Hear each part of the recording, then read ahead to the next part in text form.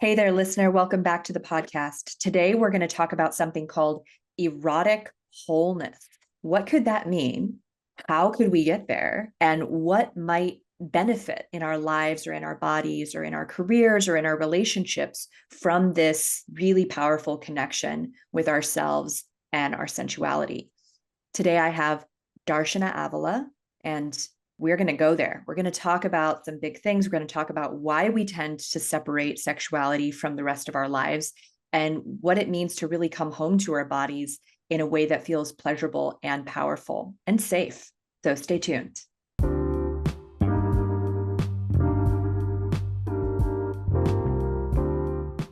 Every day there is a forgetting, and every moment there is the possibility of remembering who you truly are, awakening to your body, to the inner world, to the experience of being alive.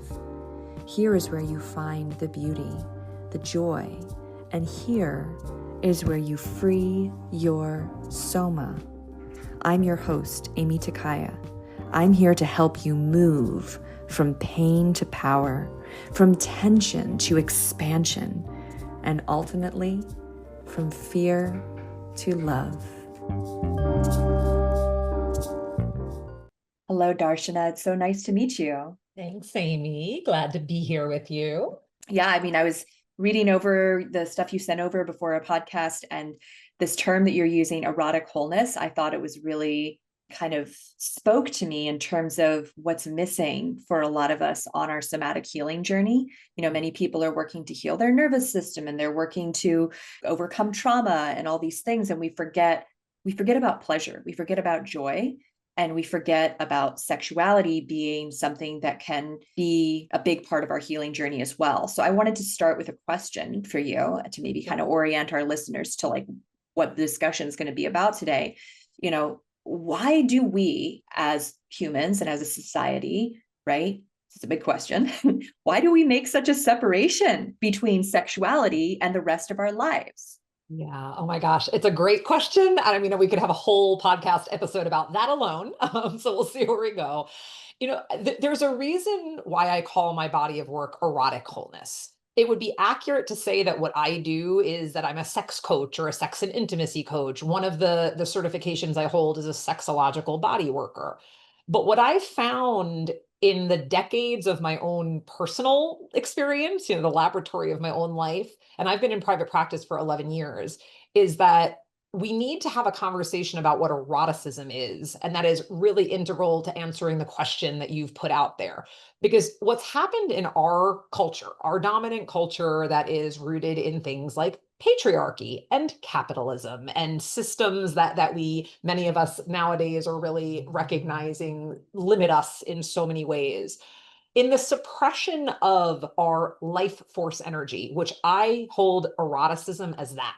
It's our vital energy. It's our creative animating force. In the suppression of that and the narrow definition of eros as sexuality, which is something that in our culture is put on a pedestal in certain contexts and then horrifically shamed and stigmatized in others. There's a lot of confusion. There's a lot of like a lack of coherence that many of us feel like, wait a minute, like I'm in a body that is designed to feel pleasure and sex feels good. And, why am I being told that this is a bad thing or that there's a right or a wrong way to be sexual? And I see that if I show an outward presentation of my sexuality that meets a certain standard, I get a particular reward in some instances, or I might feel consequences in others. Like, we have so much conditioning that, and this is the answer to your question, we have so much conditioning that has made sex and erotic expression a really fraught and complicated thing that's been manipulated by culture and by powers that be systems of oppression, as opposed to us really just being able to have this beautifully innocent, and I use that word with a lot of intention, innocent as in unadulterated, innocent as in native, essential. Like, think about how we come out of the womb and how we develop as young children, where everything that we do is sensual, tactile. We put things in our mouths. We go to what feels good in our bodies. We seek joy and delight. When something doesn't feel good, we let those emotions move through freely, unimpeded. All of that is an expression of life force energy. And as adults in the westernized, modern cultures, like we are taught to shut that down and shut that down and shut that down. I often say that we exist in a culture of disembodiment. Right. We're taught to disconnect from our bodies, to distrust the wisdom of our bodies, to really separate ourselves from their cycles and rhythms and impulses. And so when looked at through that lens, it makes all the sense in the world that many of us are really distanced from our sexuality, and it exists in a very specific silo that we do not see as being connected to other aspects of our lives. Yet, when we're speaking about eroticism in a broader context, sexuality is one expression of that life force energy, but so is activism. And so is artistry. So is any kind of creative process. So is you channeling your passion into your career or the way you're raising your children or showing up in your community. It's life force. It's vital Right. energy.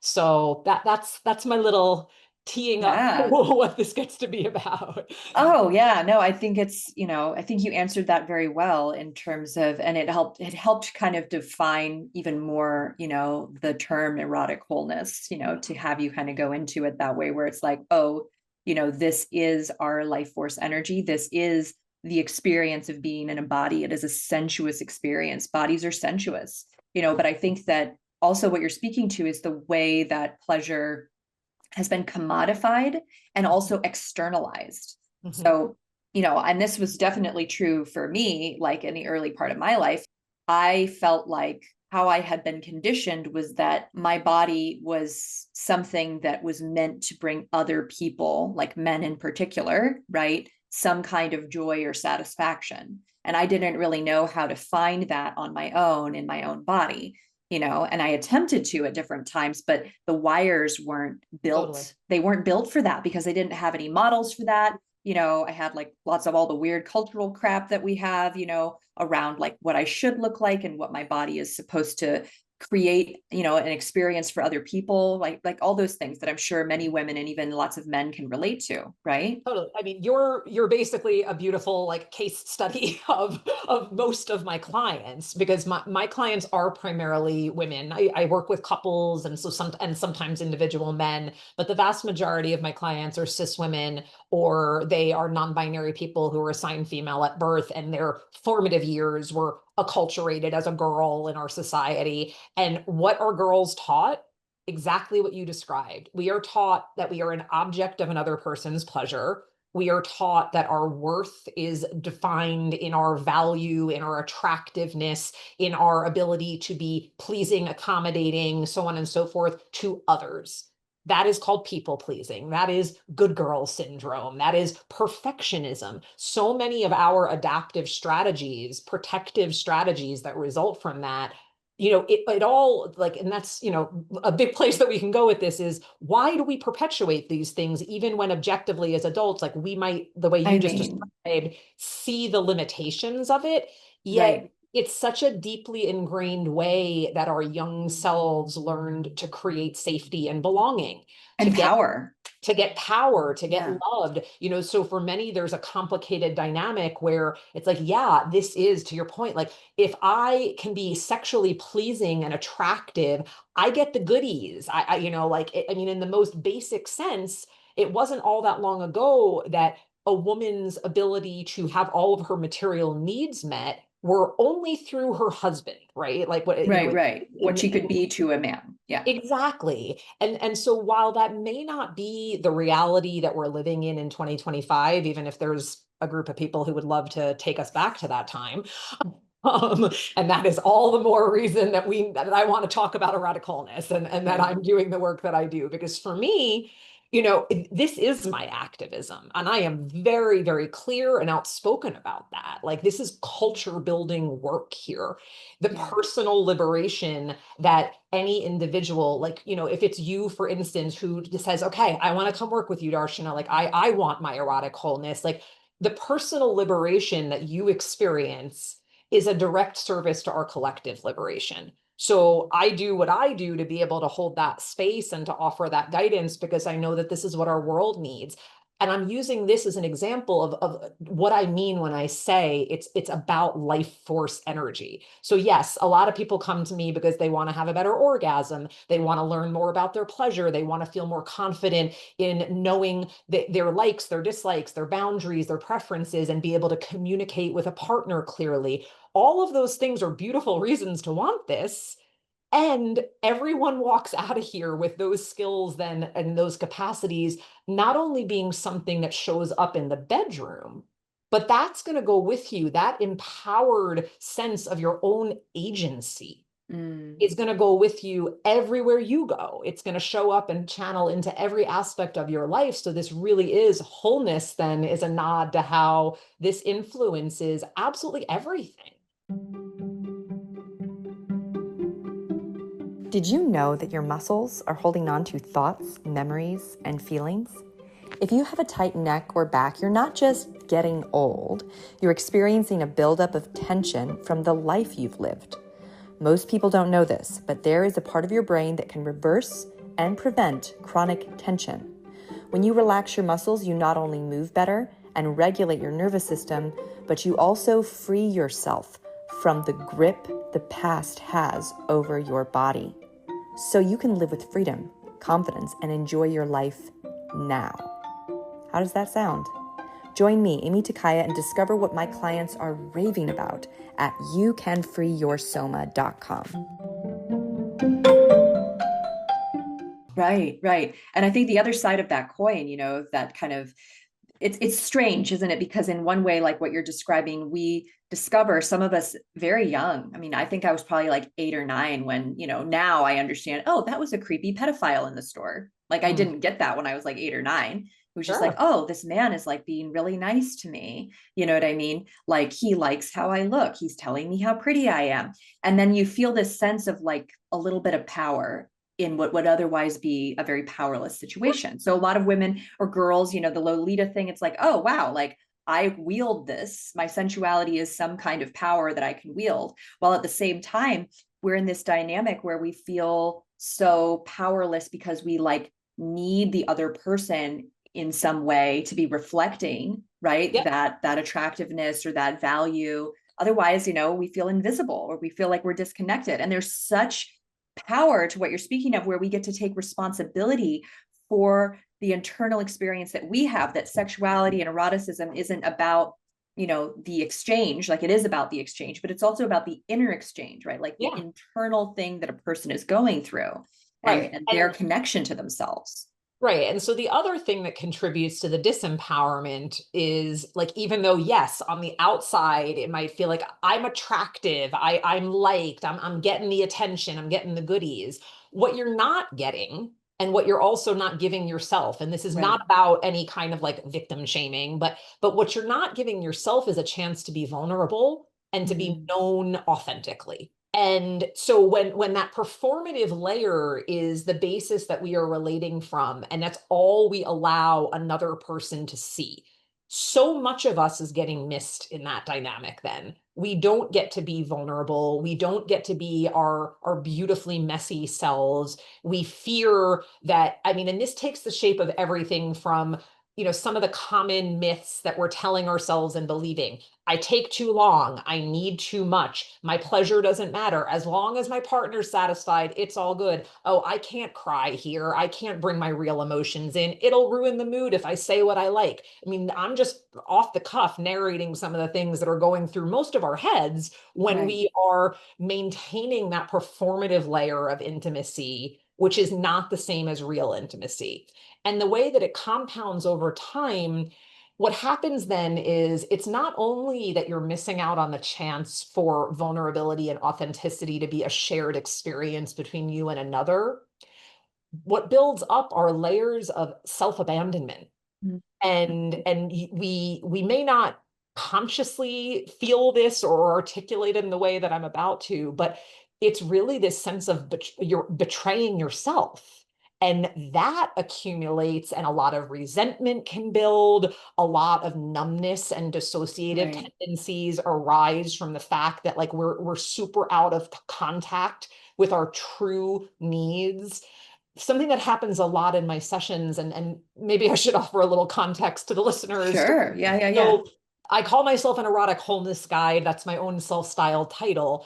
Two of the main pillars of my practice that are certifications that I am not the only person out there. One, many of you may know, given the podcast we're listening to, is that I'm a somatic experiencing practitioner.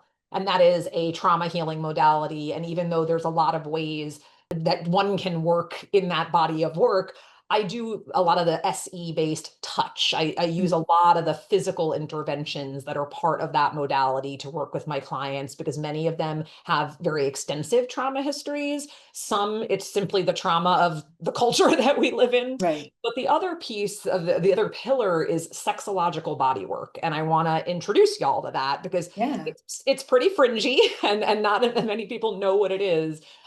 It's an erotic therapeutic modality. So I do hands-on, hands-in healing with my clients, AKA I am a professional pussy stroker. And I love the like tongue-in-cheekness of that. And it's also the truth. You know, I take my clients on a journey that begins with nervous system regulation and embodiment practices, explorations of consent, building up vocabulary and communication skills. And little by little, we build up to them being able to have one-directional sexual experiences in my session space. And what that means, one-directional, is I do the touching, they receive the touch. It's not a reciprocal experience. And it's a fascinating thing because very, very few of us have ever had the opportunity to be fully given over to a sexual encounter, to be in this expression of eroticism only for ourselves.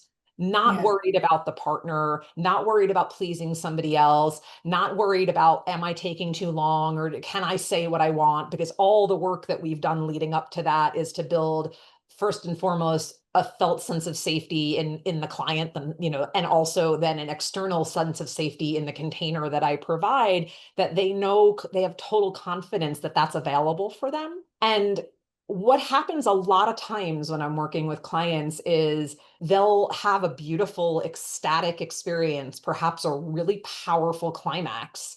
And then on the other side of that, crack open into this like well of undifferentiated grief.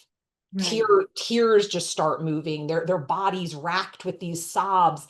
And it's not even necessarily a bad thing. I mean, it's more, this has been held in the body. Every sexual encounter where the performance was leading, every time there was that invulnerability, that protective strategy of, oh, I can't be my full self here, those tender parts got shoved further and further and further down. And for many of my clients, it's in this session that is the first time they've actually felt safe enough to release that and to be witnessed, to be that vulnerable. Now imagine what happens if we actually have the circumstances in our personal life for that. And some people listening might be like, I do. Good for you. Like, amazing. And I know through, you know, the lens of my experience that many, many people don't. And, they don't. It's true. You know, so this is a big opportunity. It's amazing. I feel like, you know, what was it like? What, 15 years ago, there was this book, Vagina, that came out. By Naomi, right? Naomi Wolf, right? Yeah. And in that book, she talks about yoni massage, which it sounds like what you do is way more like holistic. And, you know, because now they're calling yoni massage like pelvic floor work, which can be very depersonalized, it seems, because I have clients who get that work done. And it can, while it's intimate, it's not intimate in this psycho-emotional way, depending on the practitioner, I'll say. No, I mean, the primary difference is that, like, for instance, if you're seeing a pelvic floor physical therapist, and that's obviously like a medicalized model, it's not pleasure centric. Right. It's centered around relieving pain. Function. Function and Mm-hmm. exactly pelvic floor tone and things like that. Whereas the space that I hold is very much pleasure centric. It is all about you getting to know the anatomy of your arousal, the different pathways that you can take to feel pleasure. It's a very intimate and thoughtful exploration of the ways you like to be touched, the pace you want to move at. For So sure. that you get to learn about yourself. And that's what I was saying is the missed experience for most of us. Mm-hmm. Like, can you imagine 14, 15, 16, 17-year-olds coming into their sexuality and having a space to be initiated and introduced to themselves with this degree of intimacy before they start exploring with partners? And coming into partnered intimacy then with knowledge about their own bodies that's not just born of, oh, I saw this on porn, or my friend who Right. knows This is a nothing disembodied told me way. this. Yeah. Right. So it's really, I mean, at its foundation, what I'm offering is a very profound sex education that most of us needed once upon a time and absolutely didn't get, but it's never ever too late. And it's that integration of a trauma informed and very consent based dynamic that even, back to the pelvic floor work, consent is a really big thing. And I can't tell you how many of my clients are here seeing me because of medical trauma, Right. because Yeah. of things done in a well-intentioned, supposedly safe environment that were not consent-based, that felt like That were violations, jarring and that, violating. Yeah. yeah, No, it's that created crazy. harm. I spoke to someone recently about, it was a women's clinic, right? And they were talking about their different practices at this clinic, right? And this is 2025. And the woman said, oh yeah, we practice like consent-based pap smears, meaning Uh-huh. that you insert the speculum. And that my brain was just like, what? Like, I've never experienced that. I would get to insert the speculum, Yeah. that you would just explain to me how to hold it, and then Yeah. I would get to do that instead of Yes. having somebody just shove this thing up in me and clamp down on my cervix. Right. I literally was like, this should have been how it was done the entire time. But the truth is that there's layers of readiness for this, I think, that are important to talk about, like, because of the trauma that people have. And obviously, like, you are super experienced and learned on how to like hold space for this, but there's a certain kind of person who's going to gravitate towards working with you, who's going to say yes to that whole process. I mean, I literally know women who won't even self-insert a tampon. Like, they will not touch down there because they, again, have like a lot of layers of shame and discomfort. They have to use an applicator. And when they borrow a tampon from me, they're irritated because I have those OB ones where you Yeah. actually push it in, and they're like, ew. And I'm like, this is all I've ever used, because it's weird to me to not be connected to where this thing is going if I'm going to put something up there.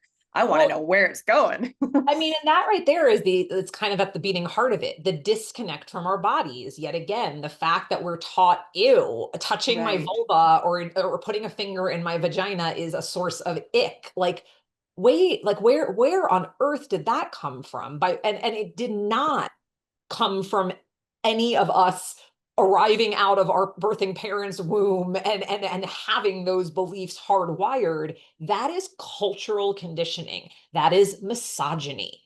That Right. is enforced in so many implicit and explicit ways to control, to keep us pliable and cooperative inside of a culture that's built on all of this systemic oppression that really has hated women for a very long time and hated femininity and hated our humanity, our messy humanness of what it is to be in a body, which, as that you had mentioned earlier, and I'm saying too, it's like, it's intrinsically a sensuous experience. And it's not, I really want to be mindful to, like, if someone listening is like, oh, shut up, because I don't want to touch myself, this is not making you wrong. Right. It's inviting you, dear listener, to consider, why do I feel so uncomfortable? Why am I afraid of my body? Why do I hold these negative beliefs? And if you have a curiosity to answer those questions, that's a beautiful place to begin. You're 100% right, Aimee, that like to do work with me, this is the deep end. This is a deep I end, am not 100%. most Yeah. people's first stop. Most of my clients have done a lot of therapy. Many of them have explored other forms of somatic healing Or tantra or or something, right? yeah, and I mean, and tantra, which, you mentioned yoni massage, you're mentioning tantra now. And what I'll say there is, while there are some amazing people calling their work that, it's not, it's a realm. I got into the work that I do now, having moved through the neo tantra world. Oh, yeah, yeah. The red And tantra. like what that is the very westernized, hypersexualized version of Tantra that most people know about. I'm also trained in a classical tantric lineage which is sex is like, I don't know, an eighth. I mean, and this is an off the cuff number, like an eighth of the wisdom that is available there. And then the rest has absolutely nothing to do with sex. And yet here, in our culture, it's like,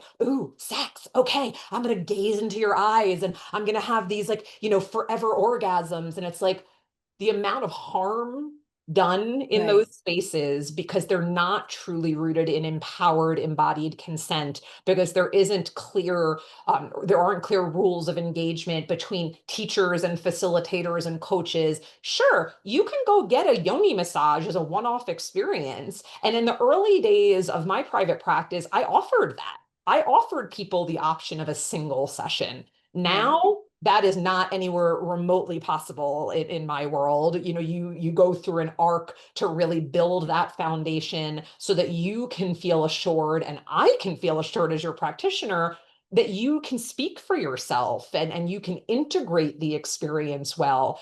And I want to be mindful. Like, I'm not knocking other people's choices or other practitioners' practices, like, without knowing them specifically.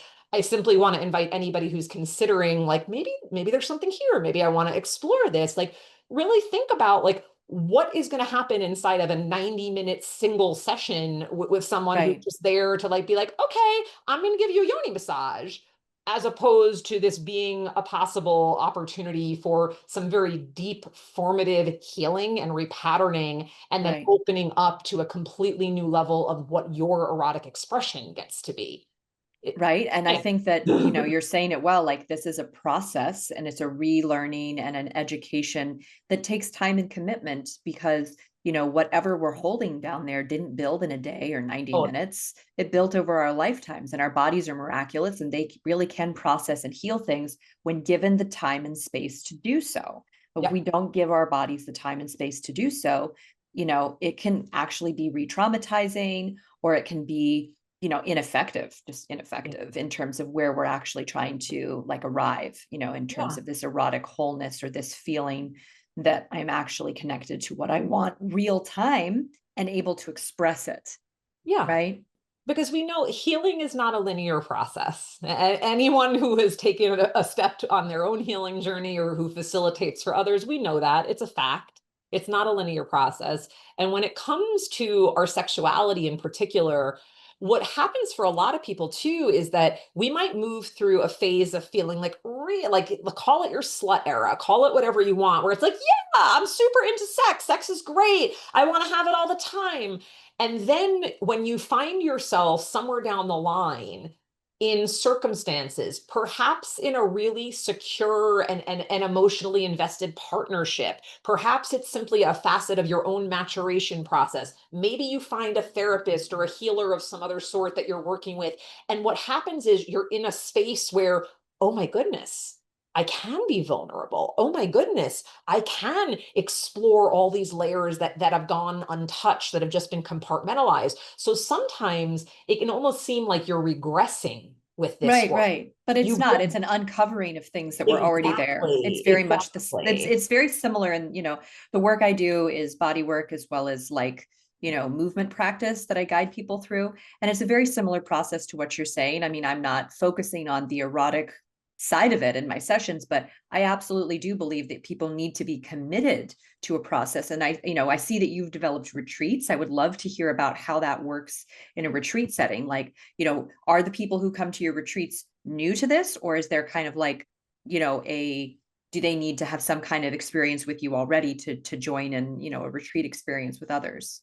Yeah, well, so the word retreat gets used two ways in my business, Yeah. and I mostly facilitate a lot of private retreats. And Okay. what that Yeah. means is I'm based in Oakland, California, and I have clients come to work with me from different parts of the country, from different parts of the world, and so that means we have to do things in a condensed timeline. And I refer to that as a personal retreat or an Right. immersion, where we spend 3 to 4 days together, moving through the same process, the same arc that a local client who might come and see me for a 2 hour session every other week for a minimum of 3 months, like we're going through the same experiences just at a different A cadence. different rate. Yeah. Right. As of this moment, I have never facilitated a group retreat that matches what goes on in the private work. My group retreats will definitely focus on the same material thematically, and there's an experiential component,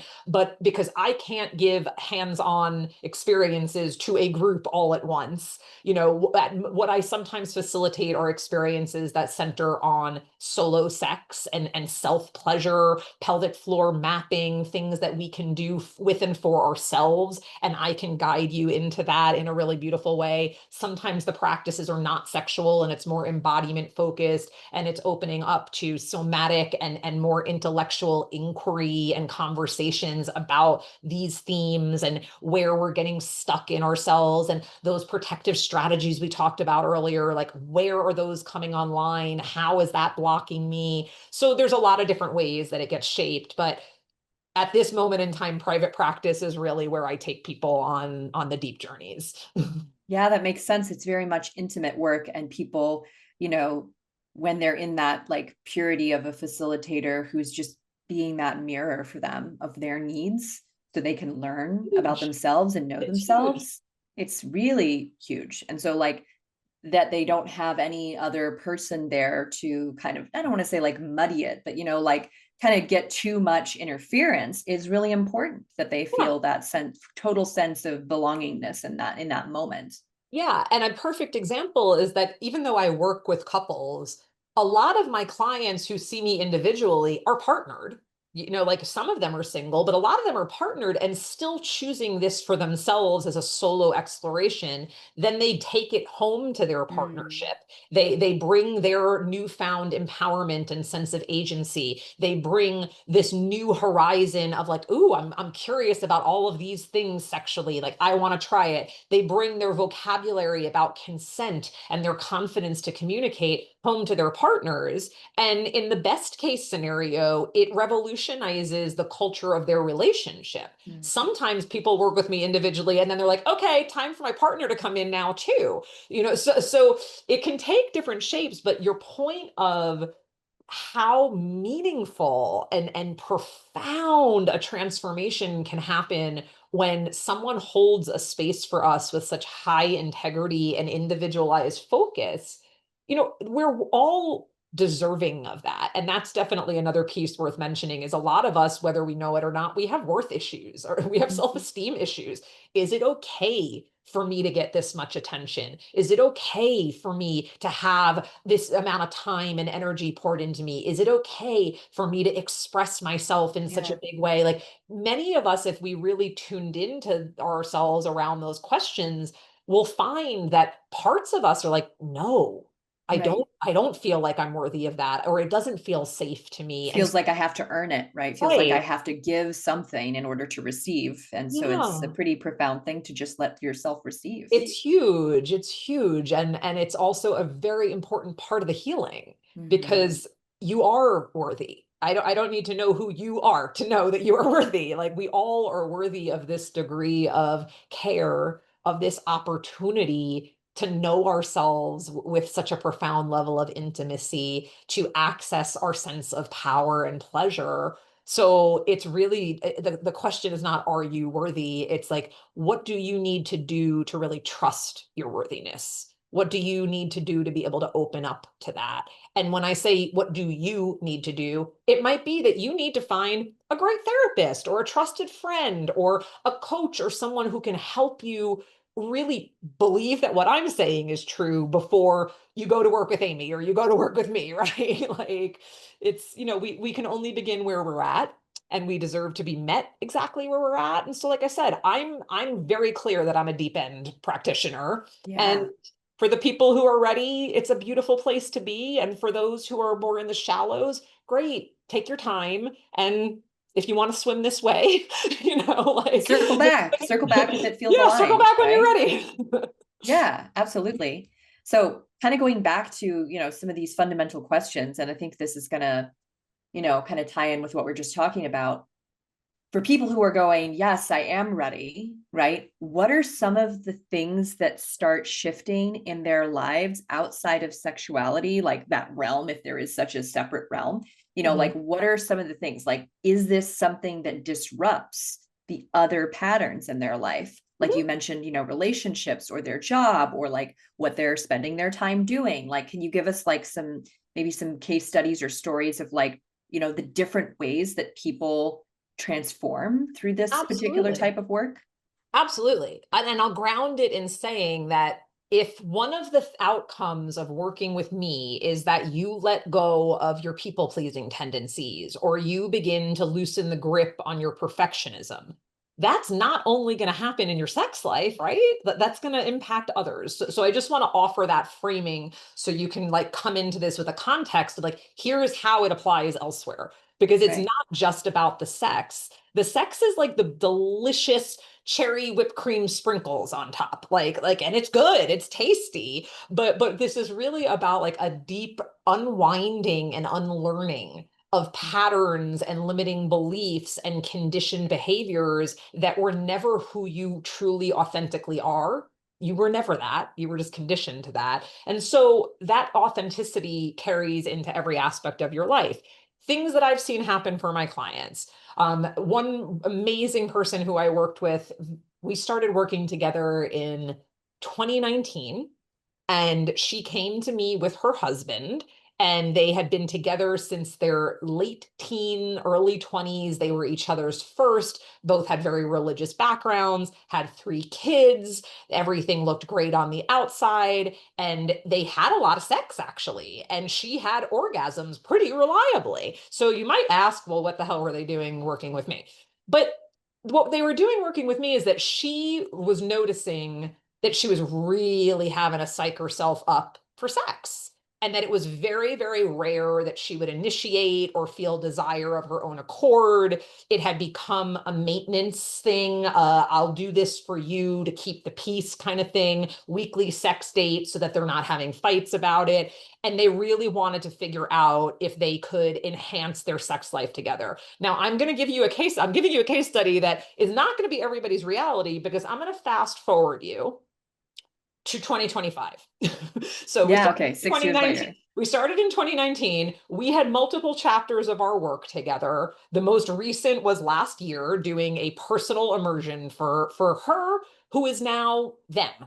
And what was uncovered over the arc of their relationship was that she was queer. And then, oh, not only am I queer, like I'm really not attracted to males. I want to be in a relationship with a female. It's time for me to leave this marriage that was all I thought was ever possible for myself as a good religious girl, was to get married young, make babies, stay in this relationship. And so fast forward to now, and they are fully in their non-binary queerness. They're in a loving partnership with a woman. Their kids, one of whom is trans, is thriving. New job, new home, new life, a circle of friends that when we were initially started, there was this deep longing for community. And she felt so disconnected and struggled to like find a real sense of intimacy in friendship, and now has an incredible circle. I was invited to their housewarming party, and it was just like this amazing, like people surrounding them with like so much love. And so that's an example of someone who had a very radical transformation. And like I said, Right. not everyone who comes to work with me is going to be questioning their gender, their sexual orientation, whether or not to stay in their marriage, should the career change. Like they really upended the apple cart in every regard, but it shows you the potential. Other Right. clients who I've worked with, what's happened is And you see this. So my work was showcased on a Netflix show, Sex, Love, and Goop, that came out in late 2021. And it's how a lot of people still know me and find me now. And I'll use the couple that I worked with on the show as an example, Camille and Chandra. Chandra also had a more conservative religious upbringing, and the way that that was manifesting in her body was vaginismus. She could not be penetrated. Her body locked down and braced. And so even though she's in this loving partnership and in her mind wants to be available, like she was able to do like we went on a healing journey together where she could be penetrated, where her body can soften, where those defensive patterns could release, and she could open up to pleasure with her partner. And her partner, who Camille's history was more around the performing for another person, the people pleasing, okay, it doesn't really matter what I want. I don't really know what I want as long as you're happy. And work that we did together was to help her track when she was getting into that really dissociated state of performance and abandoning herself, and give her permission to press the pause button and come into her body and actually adjust. Maybe that meant de-escalate. Maybe that meant change something going on in the moment of their intimacy together so that she could get present and really connect with her own desires and boundaries. And her orgasmic capacity like completely skyrocketed on the other side of that because she wasn't braced the whole time. Couple of examples off the cuff. There are so very many. But what it really boils down to is that you're connected to your body's wisdom. That's it. I mean, it's not more complicated than that. That doesn't mean it's an easy thing to get to when you've been so disconnected. But when you're connected to your body's wisdom, when you can really discern, I want to go left, I want to go right. It's a yes, it's a no. Not now, maybe later. Like when we have our body giving us the clear signals and we have the capacity to listen and take that direction, there's no aspect of our life where we're not going to show up with that intact. Presently, for me, it's really exciting is many of us are doing a lot of work to keep our nervous systems regulated in the face of our socio-political climate. So much instability, so much chaos, so much cruelty. And a well-regulated nervous system, as you know, as a somatic practitioner, like it's not just about, oh, I'm chill all the time, right? It actually means I can activate and engage and really assert my will with intention when I want to. And then I can back it off and settle and relax and become receptive when I want to. It's that responsiveness. Exactly. Yeah. And so it's my practice right now. And it's what I've been talking to a lot of people about is like, how do we do that while you're scrolling your Instagram full of SNAP benefits being cut or genocides or, like we're living in a time we're constantly bombarded with things that would very understandably dysregulate us. But when you do this work, your foundation is so solid. The resilience and the capacity that you build within yourself runs so deep that you can meet those aspects of life and feel powerful and feel at choice. That's what agency is about. So that's how I mean, I love it. I think it's very needed, in this day and age for people to have a professional, skilled container facilitation for these things, because people sometimes find ways, like you mentioned with Tantra or with these other, any other kind of like addictive behavior, where it's actually, what they're trying to do is something that they might not even know exists, like work with you, but they're doing it in these ways that are causing more pain, right? And I think, I want to ask, because everybody has a different point of view about this. And I've had a few other like sex educators and somatic people on the show who had their points of view. How do you feel about like things like vibrators or people using tools versus using their hands? Like what's your take on that in terms of how well is their nervous system going to respond if they need like a power tool basically to feel anything? Yeah. I have absolutely no judgment about the use of vibrators and toys. I celebrate people finding what works for them and accessing their pleasure by any means necessary, so long as it's consensual and not causing harm. So I think it's fantastic if you find a tool or a toy that works for you and it gives you more pleasure, yay. What's also true is that it's not a lie if you've ever heard it said that the biggest sexual organ exists between your ears, right? It's your brain. And so let's talk about what happens in our brains, which is that when you are used to achieving your climax a certain way, when you're used to getting stimulated a certain way, there's a neural pathway that is now a very, very well-worn one. The metaphor I often use is like, imagine that you're going through like a gorgeously maintained park on a beautifully paved pathway. There's no litter. It's pristine. And if that is okay, I pull out my vibrator, I wiggle my body around a little bit, or maybe like I rub my chest and my belly, and then I put my vibrator on my clit and I think about my fantasies, and boom, orgasm. If that's your pathway that you have really, really, really established, your brain is responding the moment you think about your vibrator, the moment you reach for your vibrator, the moment, any cue that, oh, I'm going to have that experience that I've now had so many times that it's like, I could do this with my eyes closed and my hands behind my back. That pathway is so well established, it's a really easy one to travel. Let's say now you want to go vibratorless. And that is the equivalent of bushwhacking through a jungle with a machete, as far as your neural pathway goes. You're going to have it's going to take a different effort. So some people are like, oh, am I going to like go numb? Am I going to break my clit? Like, none of that is true. What is true is that if you are conditioned, if there is a habit of a certain intensity of sensation that you are accustomed to, you might find that it's a lot harder to achieve the same experience with less sensation. So you want to use vibrators? More power to you. I use them. I love my vibrator. I can't imagine a world in which I ever let my vibrators go. Also, it's, you want to get to know what's possible with just manual stimulation, oral stimulation, or what have you. You're going to have to go on a vibrator diet.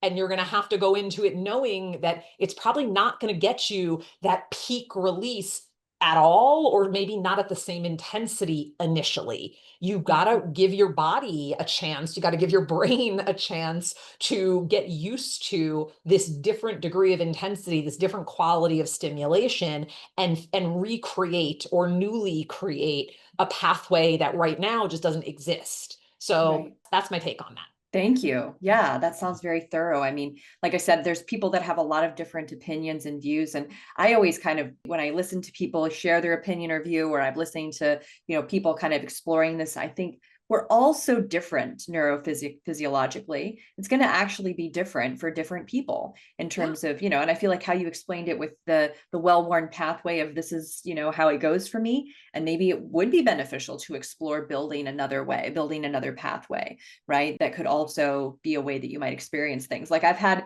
one woman friend of mine, she's like, I can't use vibrators. It all happens too fast. It's like a drive-by orgasm. Yeah, and that's, it's down to personal preference. Like, there's no objective right or wrong. It's the beautiful subjective experience. Like, what feels good to you? I am never going to shame another person for how they choose to access their pleasure. Like I said, as long as it's consensual, you do you. And I think it's a really helpful thing because many people who use vibrators, who watch porn, who bring sex toys in, who dabble across the BDSM spectrum, even if it's just like the lightest little bit, like what the common denominator there is a willingness to be curious, a willingness to experiment with some novel ingredients, if you will, to figure out like, what does it for me?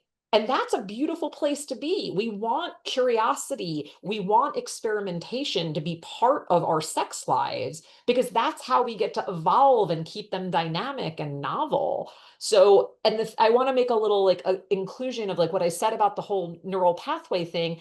This applies to not just like vibrator, no vibrator. It applies to the position you put your body in when you masturbate, for instance, which most of us we've laid down a neural pathway of whatever way we first started exploring our bodies and realized that we could touch ourselves and it would feel good. Like I have clients, for instance, who are like, well, when I was a little kid, I used to lay on my belly on top of a pillow and kind of like ride it between my legs. And so they can't come when they're laying on their back because they haven't cultivated that pathway, right? So anything that has become really a deeply ingrained habit in your sex, you got to recognize that varying that habit may mean a slower build or a less satisfactory experience for a while because you're laying down something new, but it doesn't mean that you can't open yourself up to new possibilities and really make a choice to like be in a concerted practice of what happens if I choose a different position?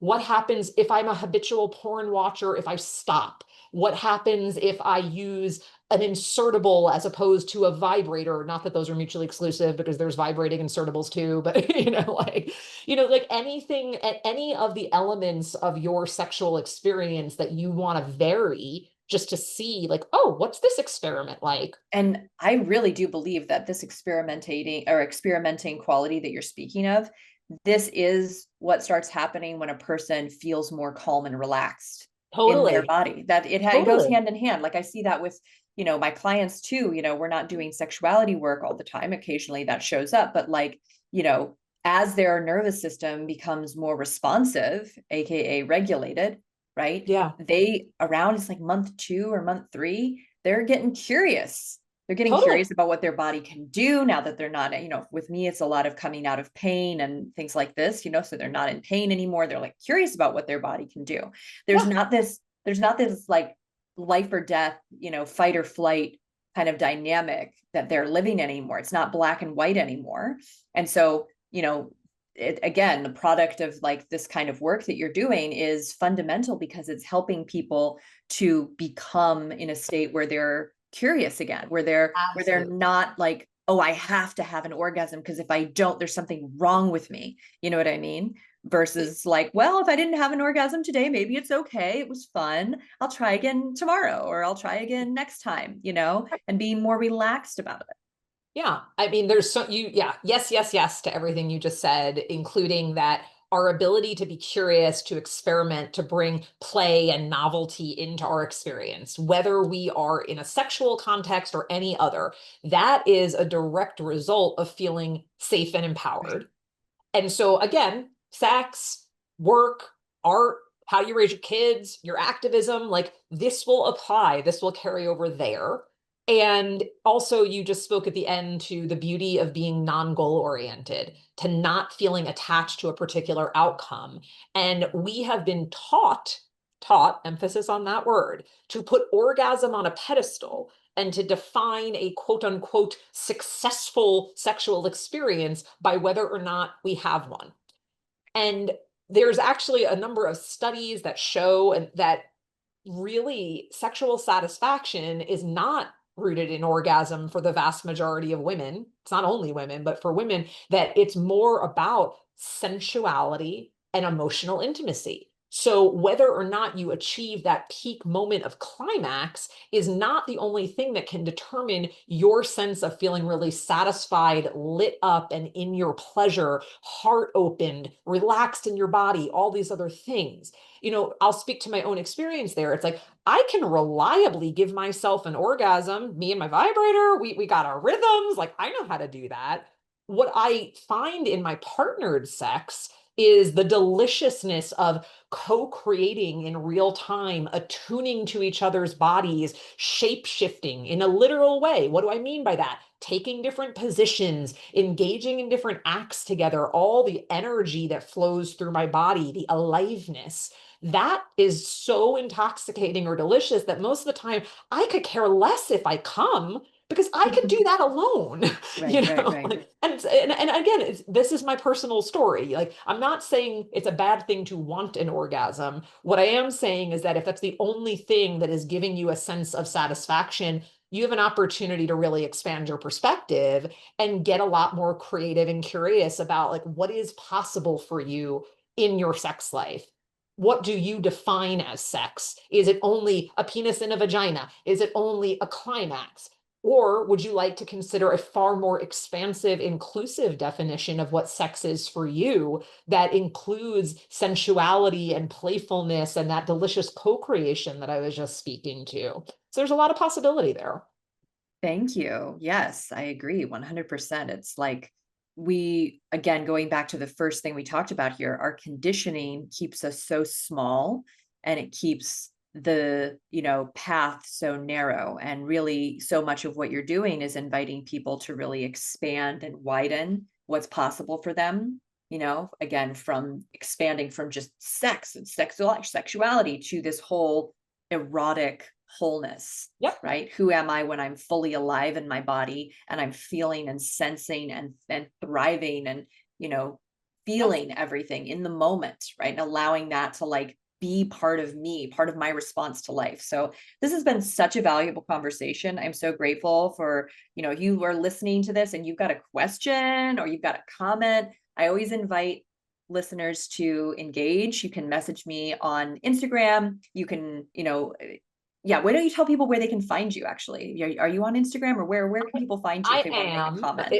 And Instagram took my account down a couple of years ago, but Oh. I came back recently. So you can find me on Instagram. My website, which is my name, Darshana Avila, is a wonderful place to connect as well. I have a free community called Galgasm that really is just a repository of a lot of resources, including ebooks and guided meditations and prompts and embodiment practices and things that can kind of spark your journey, wherever you are right here, right now. So I love also, like you, I love hearing from people. So let me know that you heard this podcast and reach out with what resonated. And certainly if you're interested in working with me, then we should have a conversation about that and figure out what's right together if this is truly the aligned thing for you. So I very much look forward to hearing from the listeners.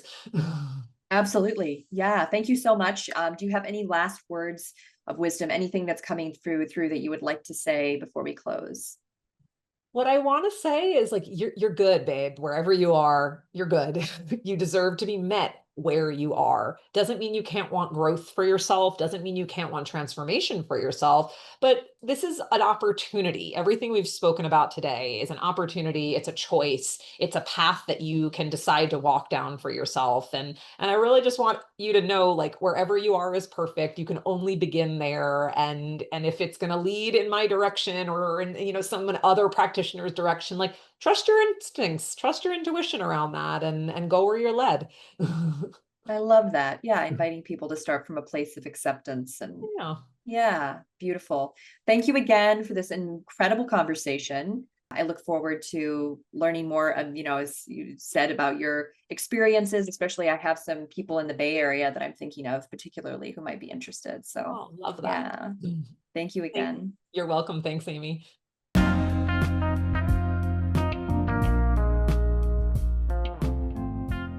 Hey there, friend.